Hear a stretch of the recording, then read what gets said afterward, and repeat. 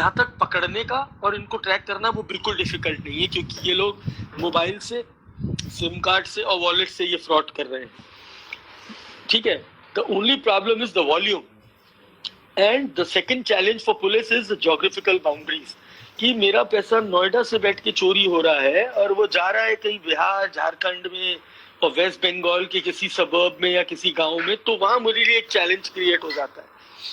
अगर आप timely inform करें और उसी समय इस पे एक्शन ले लें, तो ये हमने अभी मेरा एक केस था थोड़े दिन पहले का, ये लॉकडाउन का है।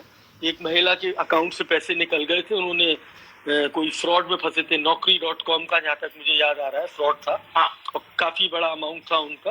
उन्होंने टाइमली बताया तो हमने टाइमली उसको ब्लॉक करके रिवर्ट कर दिया, तो उन मैडम को उनका पैसा वापस मिल गया, हैकर की कमर टूट गई। तो आप इन हैकर्स की कमर तोड़ सकते हैं कि भाई इस तरह के सोशल इंजीनियरिंग फ्रॉड जो लोगों के साथ कर रहे हैं, पुलिस जितनी जल्दी एक्शन लेगा उतनी जल्दी ये पैसा वापस आ जाएगा। Okay. So move to the next question. What are your thoughts on the crime committed using IoT devices? See, now this is going to be the new trend, Prateek. Yes. IoT पे हम लोगों ने IoT तैयार कर लिए, बहुत अच्छा था, हमने सबने यूज करना शुरू कर दिया, अपने घरों में ले आए, घरों में बिठा दिया उन्हें लाके, बट हमने अभी सिक्योरिटी एस्पेक्ट पे काम नहीं किया। And now this is the time where we have to work on the security aspect of IoT devices, whether it's a smart watch or a Alexa or a Amazon or your car, something like that, which is running on an IoT, because otherwise उससे बहुत जो scams आने वाले हैं वो आप सोच भी नहीं सकते। मतलब तो लोग आपकी बीपी रेट, पल्स रेट, आप कहाँ चल रहे हैं, आपकी लोकेशन, पता नहीं क्या क्या, ब्लूटूथ से, सिंपल ब्लूटूथ पेयरिंग अटैक से वो लोग ये सारा डेटा हैक कर सकते हैं। So next question is like dark web, deep web, जो क्राइम्स होते हैं, लाइक चाइल्ड पोर्नोग्राफी की बात कर लें, लोग बोलते हैं कि कोई मुझे ट्रेस नहीं कर सकता टॉर्न के केसेस के ऊपर, ठीक है। अगर मैं अपने आप को एनोनिमस बना लूं तो कोई मुझे पकड़ नहीं सकता, मैं 6 प्रॉक्सीज यूज कर लूंगा, वीपीएन के साथ 8 प्रॉक्सीज लगाऊंगा। तो सर इन हैकर्स के बारे में आप क्या कहना चाहते हैं? क्योंकि जहां तक मैं जानता प्रतीक, जब ट्रेडिशनल क्राइम्स होते थे और जो ट्रेडिशनल गैंगस्टर्स होते थे वो भी यही कहते थे, कि डॉन भी यही कहता था कि 12 मुल्कों की पुलिस मेरे पीछे पड़ी हो, मुझे पकड़ नहीं पा रही है। तो हर क्रिमिनल हमेशा यही सोचता है, भले वो ओपन स्पेस में हो या हिडन फेस में हो, और सबका एंड आता है। अगर आपने रीसेंट केस स्टडीज पढ़ी हो तो नीदरलैंड ने और FBI ने कई सारे ऐसे नेटवर्क्स बस्ट किए डार्क वेब के ऊपर, और उनको सर्वर्स तक के, उनके सर्वर्स की लोकेशंस तक पहुंच गए जहां वो हिडन सर्वर्स लगे थे। तो आप भी डिजिटल वर्ल्ड में हो, मैं भी डिजिटल वर्ल्ड में हूँ, हम प्रॉक्सीज बनाते हैं, प्रॉक्सीज के ऊपर अनियन राउटिंग करते हैं, लेयर्स बनाते हैं, बट वही वाली बात कि कहीं ना कोई डिजिटल फुटप्रिंट ऐसा होता है जो हमेशा रहता है। और when it comes to tracking these crimes, तो हुए भी हैं, आपने देखा है चाइल्ड पोर्नोग्राफी के कई रैकेट बस्ट हुए हैं, और अभी रिसेंटली हमारी दिल्ली पुलिस ने भी एक ड्रग रैकेट बस्ट किया था, which was from the information from dark web. So ऐसा नहीं है, ये नहीं सोचना चाहिए किसी भी क्रिमिनल को कि वो डार्क वेब पे है तो वो 100% एनोनिमस है। एंड सर VoIP, जो VoIP प्रोटोकॉल से जो VoIP कॉल्स करके जो फ्रॉड्स होते हैं, उनके बारे में लाइक उन सब चीजों के उनके बारे में देखो भाई, वॉइस अभी मेरे पास थोड़े दिन पहले एक कंप्लेंट आई है कि कोई इसको बच्चे को धड़ाधड़ परेशान कर रहा है और हर बार नंबर चेंज हो रहा है उसका। तो आपको भी पता है, मुझे भी पता है कि there are some free applications जिनसे ये काम किया जाता है। और जब भी आप ये काम करते हो तो आप जब एक कॉल लैंड होती है तो वो एक BTS के थ्रू कॉल ट्रेस होके आपके फोन पे लैंड होती है, और उस BTS तक वो कॉल जो है वो किसी ना किसी गेटवे से आती है। तो वॉइप के लिए सबसे पहले, अगर आप वॉइप टेक्नोलॉजी को समझें तो वॉइप के लिए सबसे पहले एक वॉइप सर्वर बनाना पड़ता है, एक SIP प्रोटोकॉल होता है, सेशन प्रोटोकॉल, जो उस कॉल को लेके ट्रैवल करता है और वो BTS को और हमारी टावर को पहुंचाता है, जिससे वो कॉल मेरे फोन पे लैंड होती है। अब नंबर कुछ भी हो सकता है, वो 3 डिजिट का हो सकता है, 2 डिजिट का हो सकता है, या 16 डिजिट का, या अमेरिका का या लंदन का हो सकता है। So it is not a big challenge. I remember solving my first case of VoIP, which was in 2011 जनवरी 2011 जनवरी में, आज से 9 साल पहले हमने VoIP कॉल का केस ट्रेस किया था। तो कोई बहुत चैलेंजिंग चीज नहीं है, तो लोग ये ना समझे कि अगर वो किसी को तंग कर रहे हैं या परेशान कर रहे हैं नकली नंबरों से और हैरिस कर रहे हैं तो उन्हें कोई ट्रेस नहीं कर सकता। I am sorry. हाँ सर, आपके बारे में एक बात कहना चाहूंगा। 2018 जो इंटर्नशिप की बात थी, अगर आपको याद हो तो मैंने सबके ऊपर ओटीपी जो लगा दिया था चढ़ाकर, आपने मेरे को ये काम एक ही का हो सकता है कि प्रतीक हो सकता है SMS ब्लास्ट किया था तुमने, बदमाशी करी और सब घबरा गए कि हमारे अकाउंट हैक हो गए, 50-50 OTP आ रहे हैं। राइट मेरे को भी पकड़ लिया था। एंड सर के बारे में बताना चाहूंगा कि लाइक अभी मैं पढ़ रहा हूँ, लेकिन अंश सर है, मेरे को जितने CMD के कमांड्स याद नहीं होंगे उतने सबसे ज्यादा CMD के कमांड्स याद थे। मेरे को पता है जो फोन आया था। प्रतीक, तुम्हारे कई स्टूडेंट्स भी हैं इसमें और कई लोग हैं। मैं I would like to emphasise here, अगर आप इस फील्ड में आ रहे हो सबसे पहले अपने ऑपरेटिंग सिस्टम के कॉन्सेप्ट्स क्लियर करो, बी स्ट्रांग। पुराना जो डॉस होता था ना उसका आज भी कोई जवाब नहीं है। डिस्क ऑपरेटिंग सिस्टम वो सीखो, उसके कमांड सीखो। यूनिक्स के कमांड सीखो, शेल कमांड सीखो, शेल प्रोग्रामिंग सीखो और उसके बाद सोचो कि हाँ मुझे हैकिंग में आना है या सिक्योरिटी डोमेन में आना है।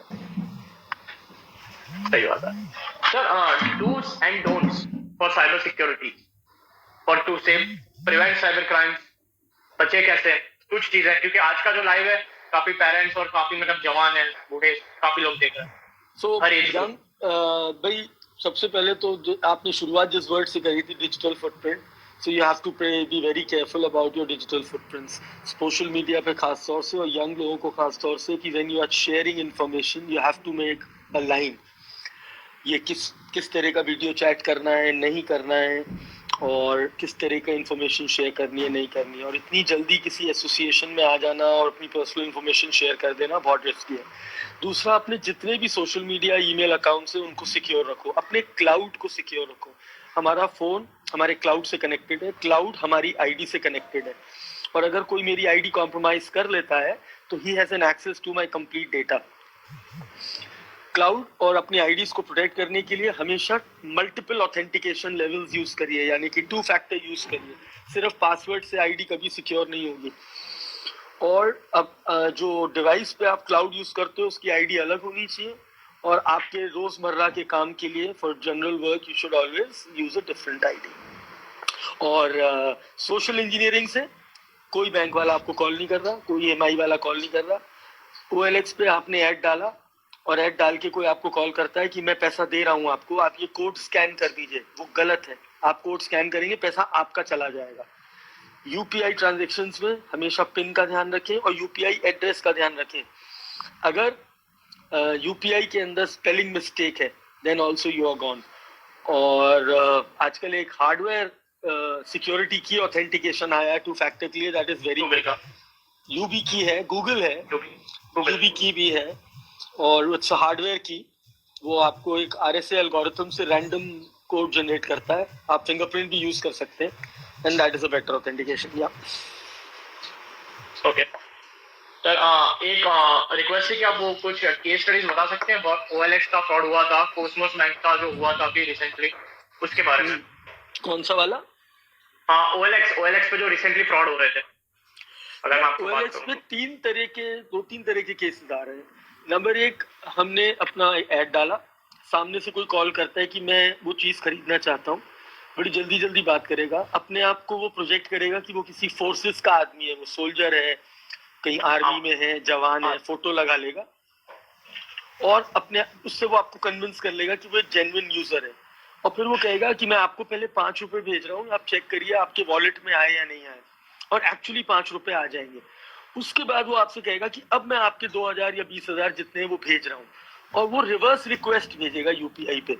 It will not be a send request, it will be a collect request, और वो यूजर से OTP डलवा देगा। तो उल्टा हो जाएगा, उसके खाते से पैसा निकल जाएगा और उसके पास पहुंच जाएगा। एक तो ये वाला हो रहा है। दूसरा, एडवांस पेमेंट। उसमें वो लोग क्या करते हैं, आईफोन दिखाएंगे, 90,000 का आईफोन 20,000 में बेच रहे हैं। आर्मी की आईडी दिखा देंगे, अपने आप को कहेंगे तबादला हो गया है, पैसे की जरूरत है, जल्दी में बेचना है, इसलिए सस्ता बेच रहे हैं। And the moment you sell, मतलब you agree to buy it, वो आपसे पहले एडवांस पैसा मांग लेंगे, ये कह के कि 50% आप कैश ऑन डिलीवरी दे देना, और जैसे ही आप पैसा दोगे वो आपको ब्लॉक कर देगा।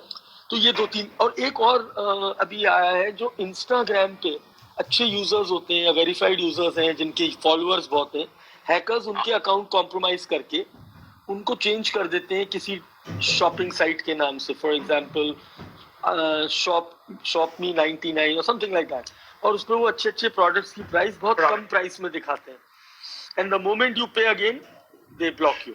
तो ये advance payment for a job, ये सब चीजों पे ध्यान रखना बहुत जरूरी है। सर ये आपने बताया, जो मैं बोलना चाहूंगा, कार्डिंग के फ्रॉड जो होते हैं, लाइक बोलते हैं ये 40,000 का फोन है, आप मुझे 8,000 दीजिए मैं दूंगा, क्योंकि आजकल का जो यूथ है ना, मेरे को वो बोलते हैं कि कार्डिंग सिखाओ, ये सब चीजें। तो सर मतलब इन चीजों के बारे में आप क्या बोलना चाहोगे? भाई कार्डिंग इज अ क्राइम, इन लोगों से डील करना भी अपने आप को मुसीबत में डालना है, और बच्चे बहुत जल्दी अट्रैक्ट, मैंने कई केसेस देखे हैं और कई केसेस में पुलिस भी आ गई, बल्कि एक अहमदाबाद का ही केस है मुझे याद है, गुजरात का, जहाँ पे एक मासूम बच्चे ने लालच में कार्डिंग करी और कार्डिंग के थ्रू किसी और के कार्ड से उसने ऑनलाइन कुछ बहुत महंगी चीज मंगा ली। तो भाई माय स्ट्रिक्ट रिकमेंडेशन है कि आप ऐसे लोगों से दूर रहें, इस लालच में बिल्कुल भी ना आए, और carding is an offence. Carding is basically you are stealing my information, so my credit card somebody else is using, or my debit card, just by stealing the card number and CVV and then giving you something very cheap. अब मैं तुम्हारे पैसे से किसी को iPhone खरीद के दे दूंगा तो ये तो क्राइम ही हुआ ना, बिना पूछे तुमसे। सर एक बार वो हो जाए, वो जो वो वाला जो होता है ना, काइंड ऑफ कौन सा साइबर क्राइम हो गया, लेडी होती है, वो बोलती है कि यहाँ पे बोलते हैं आप मेरी टिकट बुक करवा दी है, काइंड ऑफ एनआरआई वाले स्कैम, और these are called gift scams.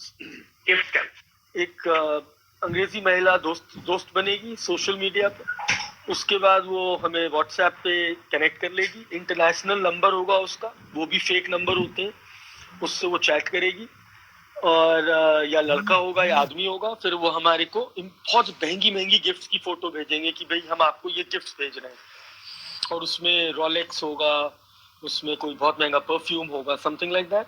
और उसके बाद 3 दिन बाद हम पे हिंदुस्तानी नंबर से फोन आएगा बहुत दूर के किसी एयरपोर्ट से कि कस्टम से आपका ये फोन आया कि ये पैकेट आ गया है, इस पर ड्यूटी पे नहीं हुई है, और बिना ड्यूटी के हम आपको गिरफ्तार कर लेंगे, इसे स्मगलिंग कहते हैं। अब आप डर जाएंगे, आप उस आदमी से बात करेंगे तो वो आपको कन्विंस कर लेगा कि आप प्लीज पे कर दीजिए, मैंने 60 लाख रुपए का सामान भेजा है, सिर्फ 6 लाख रुपए मांग रहे हैं ड्यूटी के, आप दे दीजिए। और बस यहाँ से ये फ्रॉड शुरू होता है, आप डर जाते हैं। इसी में अब आजकल एक ये एक्सटॉर्शन वाले केसेस बहुत आ रहे हैं, वो सुंदर सी महिला होगी, अच्छे से चैट करेगी, फिर वो कहेगी आओ वीडियो पे वो सब रिकॉर्ड कर लेगी, और उसके बाद देन अगेन यू अंडरस्टैंड वो ब्लैकमेलिंग स्टार्ट हो जाती है।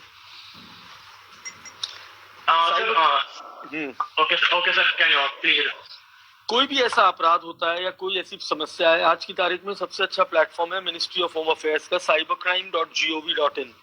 आप उस पर जाके इसको रिपोर्ट करें, उसमें सारी कैटेगरी सामने दी हुई है। अगर आप महिला बच्चे हैं तो उसमें एक कैटेगरी है रिपोर्ट एनोनिमसली, यानी कि आपको अपना नाम पता भी देने की जरूरत नहीं है, एंड जस्ट रिपोर्ट इमीडिएटली।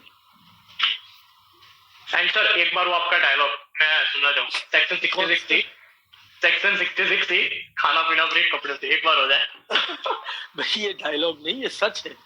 नहीं सर सच है, बट काइंड ऑफ आप मुझे हैकिंग कर रहे हैं, अनऑथराइज्ड हैकिंग, तो आईटी एक्ट की 66C लगेगी। फेक अकाउंट्स बना रहे हैं तो 66D लगेगी, जिसमें भी 3 साल की जेल है। और अगर आप किसी की पर्सनल तस्वीरें, जो आजकल ये बच्चे ब्लैकमेलिंग और ये सब करते हैं ना, पहले तो चैटिंग पे शेयर कर लेते हैं और फिर वो तो 66E लगेगी, उसमें 3 साल की सजा, 2 लाख जुर्माना है। और अगर वो सेक्सुअल कंटेंट है तो 67 लगेगा। और अगर ये धाराएं लगती है तो 5-5 साल तक की जेल है, और जेल के अंदर खाना पीना फ्री, कपड़े फ्री, अटैच बाथरूम वो आपको बिल्कुल मिलेगा। Sir SIM swap frauds and जो आजकल नए क्राइम हो रहे हैं, radio frequency like OTP bypass के लिए, ये एक आजकल का नया ट्रेंड आ चुका है। सिग्नल एंड सिस्टम तो पहले के जमाने के मतलब SS7 वाला जो आप बता रहे हैं, तो मैंने इसीलिए शुरू में बोल दिया कि 2 स्टेप को इग्नोर करते हुए आप या तो ऑथेंटिकेटर्स पे आ जाओ, और या फिर आप उस पे आ जाओ सिक्योरिटी कीज, जो हार्डवेयर वाली कीज होती है सिक्योरिटी, यूबी की है, गूगल की है, because this is a possibility, yes, and it is open. अभी तक ये कोई पैच नहीं है इसका, और ये फेक टावर्स बना के हैकर आपको कैच कर It is happening. So Yes. Thank you for watching Mission IT Education. Let's follow us on Facebook, Instagram, and Twitter. Jai Hind, Vande Mataram.